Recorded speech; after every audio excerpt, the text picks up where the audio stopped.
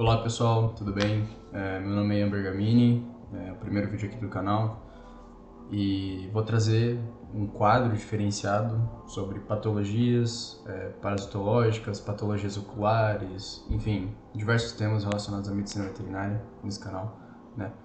O intuito deste canal é promover mais conhecimento. Eu sendo um estudante de medicina veterinária, estou agora no segundo ano e espero contribuir com os estudos de vocês, tá? Sobre o vídeo de hoje, a apresentação que eu fiz aqui, juntando alguns slides, um pouco de conhecimento, vai ser sobre a platinosomose felina, né? Eu, junto com alguns colegas, desenvolvemos um trabalho recentemente na universidade que trata exatamente sobre essa afecção parasitária, tá? Que tem o seu ciclo biológico composto, né, por 3 hospedeiros intermediários e um hospedeiro definitivo, que é o felino, tá?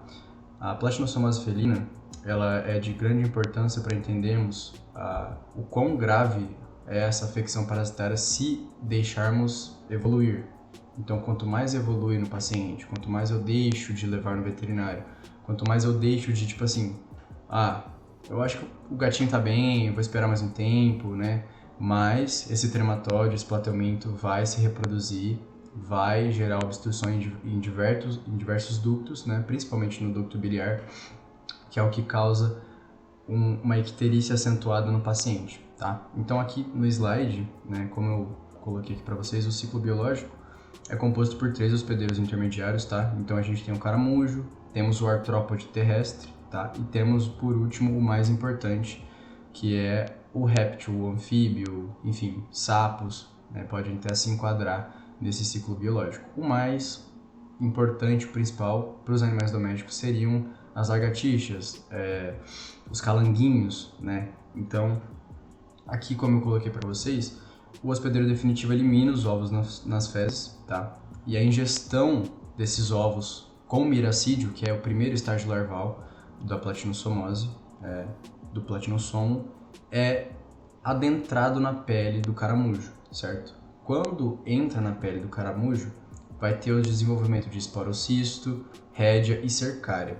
Quando chega na cercária, ela sai do caramujo, sai desse primeiro hospedeiro intermediário, vai para o artrópode terrestre, tá? As cercárias que contêm esse esporocisto para o desenvolvimento larval dentro do corpo desse artrópode, certo?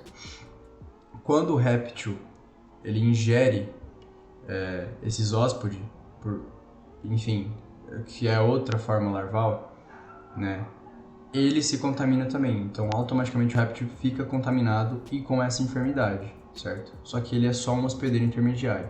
Aí que entram os nossos felinos, né? Então a gente sempre vê o gatinho com vários insetos na boca, ou traz uma barata, traz uma pomba e traz o calango, a lagartixa, enfim, até sapo você pode encontrar o gatinho tentando pegar, né?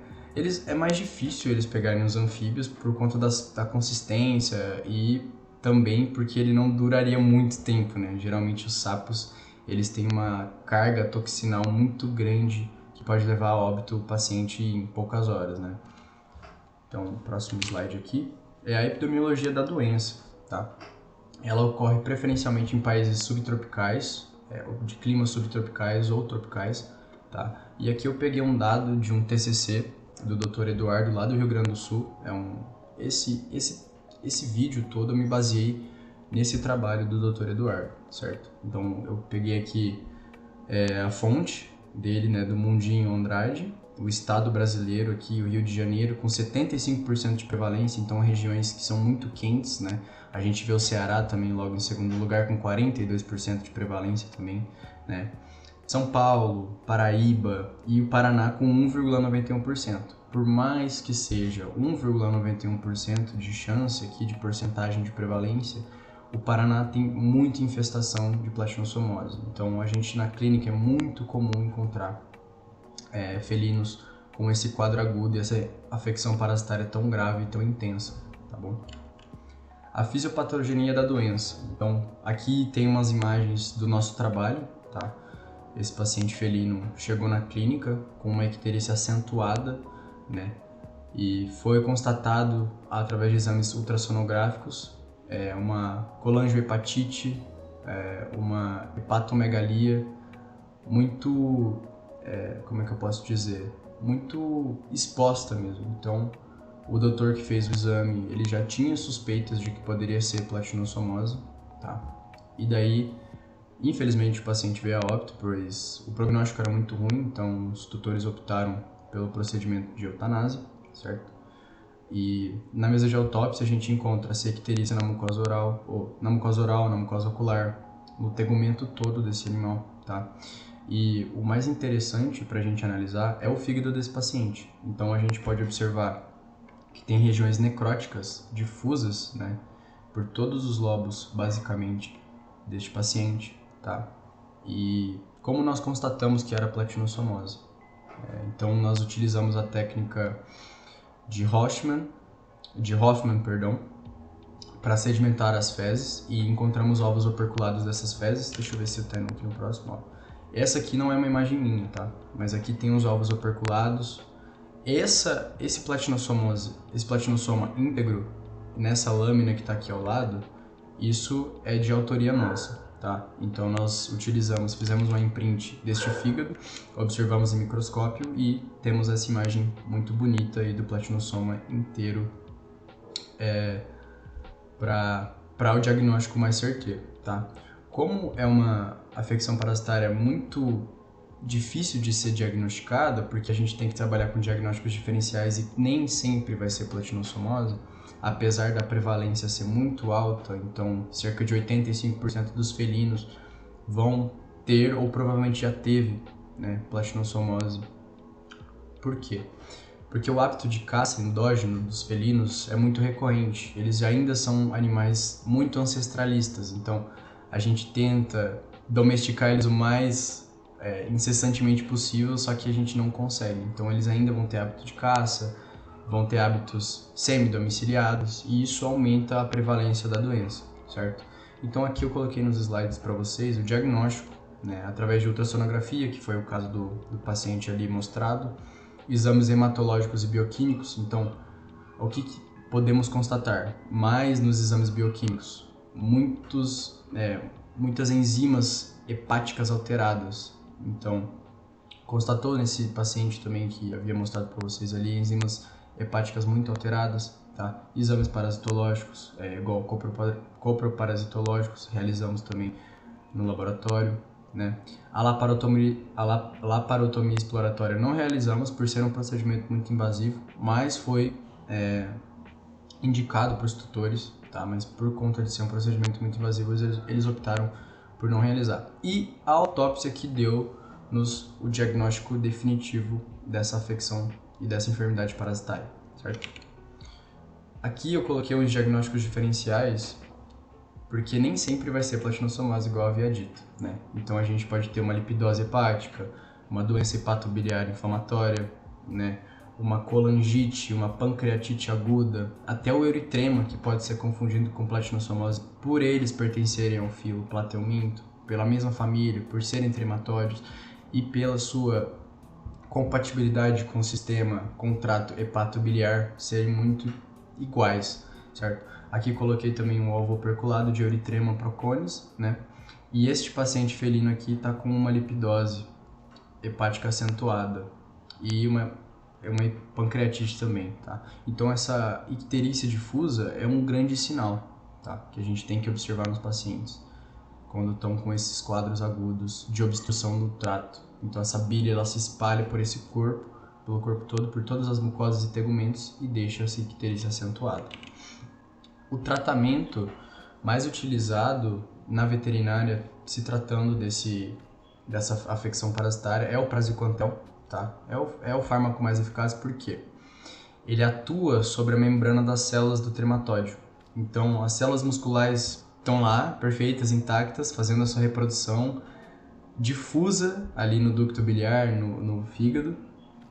E o que acontece? Quando a gente administra esse fármaco, ela desintegra o tegumento do euminto.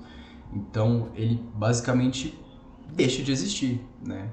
Ali vão ser usados os restos e vão serem excretados com facilidade, tá? Agora, quando a gente se trata de uma afecção parasitária que está ocorrendo há muito tempo, por exemplo, o caso do paciente que eu mostrei a foto ali para vocês, né?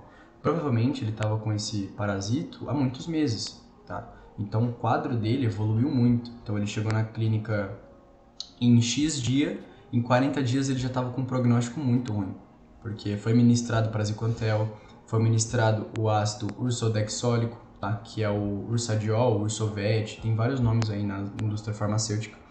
Para que serve esse ácido? Para melhorar o fluxo biliar. Então, como esse parasita se aloja nos ductos biliares, tá? E deixa aquela obstrução difusa e acentuada, esse ácido ele libera aquele ducto para que possa sair, para que possa controlar um pouco dessa icterícia. E, infelizmente, naquele paciente que eu havia mostrado, não ocorreu, tá? A icterícia continua acentuada, não continua comendo, né? Ele estava muito apático, então prognóstico ruim, por isso foi optado pelo procedimento, certo? E aqui, como eu coloquei também, utilizar soluções eletrolíticas, né? Então, qualquer tipo de patologia que esse animal está cometido, utilizar soluções eletrolíticas em caso de desidratação, de alimentação não recorrente, é uma excelente forma de tratamento, tá, pessoal? E a prevenção também tá o maior desafio dessa doença, né? Dessa afecção parasitária, por quê? Porque são felinos, né? A gente nunca sabe o que se esperar na clínica de felinos. Então, a clínica médica de felinos é um desafio para todo mundo, porque o gato pode ter tudo e ao mesmo tempo não pode ter nada, né? Eu até falo com o pessoal que gato é um bicho extraterrestre, né? Não tem... É muito difícil a gente ministrar doses, a anamnese tem que ser muito bem feita, certo? Então, se tratando dessa doença de Plasmodium, a anamnese é um grande diferencial para você descobrir e dar o diagnóstico diferencial, certo? Então, se o animal é semidomiciliado, você já pode ficar com um alerta. Estatisticamente falando, 95% a 85% dos felinos podem ter essa afecção parasitária. Então, se você trabalha com clínica médica de felinos ou de pequenos, né? Porque na tua clínica provavelmente vai chegar um felino, vai chegar um cãozinho, né? Você tem que estar com essas medidas de prevenção e de tratamento na ponta da tua língua, certo? Então, a prevenção, o hábito endógeno desses felinos de caça, é difícil manter eles fora do contato desses hospedeiros vertebrados, né? Os répteis e anfíbios. Uma solução que a gente encontra na literatura, inclusive que eu peguei do trabalho de conclusão do Dr. Eduardo, é a gente administrar o praziquantel a cada 3 meses nesse paciente. Então, ao mesmo tempo que ele pode ser que ingira, que consuma, né, esse paciente com a cercária, ao mesmo tempo ele vai combater o tegumento através da desintegração do praziquantel. Mas também tem aquela questão, mas e a resistência desse fármaco?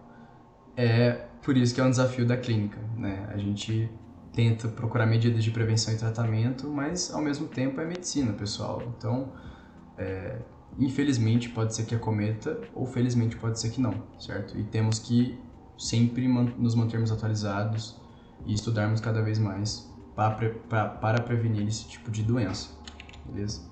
E aqui o vídeo é bem curtinho, tá? É só uma introdução aí do que pode ser, que seja o começo desse canal, né? Eu sempre quis trazer materiais didáticos informativos na área de medicina veterinária. Já tenho canal diverso aqui, né?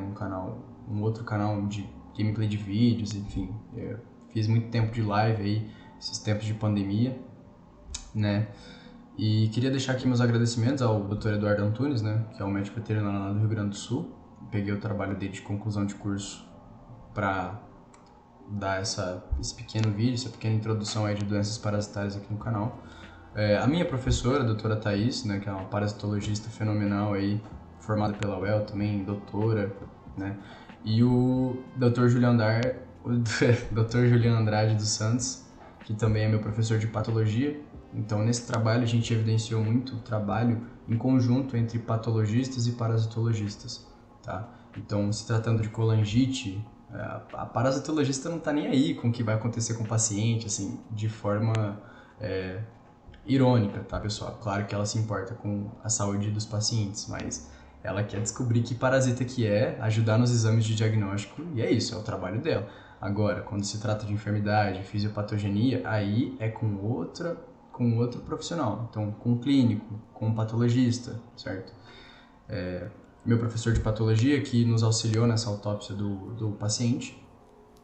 E é isso, pessoal. Espero trazer mais conteúdos para vocês informativos, né, sobre esse temido verme da lagartixa, né, que acomete os nossos felinos, deixando essa icterícia acentuada, que os tutores ficam, meu Deus, o que vai acontecer com o meu paciente, com o meu bichinho, né? Vou levar ele para a clínica. E tem que levar, pessoal. Então, a ida recorrente ao médico veterinário é de extrema importância para que nós podemos promover uma saúde para os nossos animaizinhos. Tudo bem? Obrigado, tá?